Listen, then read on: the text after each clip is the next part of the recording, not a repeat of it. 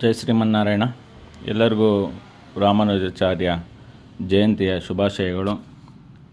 ಏನಪ್ಪ ಅಂದರೆ ವಿಶೇಷ, ನಾವು ತಮಿಳುನಾಡಿನ ಶಿವಗಂಗೆ ಜಿಲ್ಲೆಯಲ್ಲಿರುವ ತಿರುಕೋಷ್ಟಿಯೂರು ಪುರಾತನ ಮತ್ತು ಐತಿಹಾಸಿಕ ವಿಷ್ಣು ದೇವಾಲಯವಾಗಿದ್ದು, ರಾಮಾನುಜಾಚಾರ್ಯರು ಓಂ ನಮೋ ನಾರಾಯಣಾಯ ಮಂತ್ರವನ್ನು ಎಲ್ಲರಿಗೂ ಬೋಧಿಸಿದ ಸ್ಥಳವಾಗಿ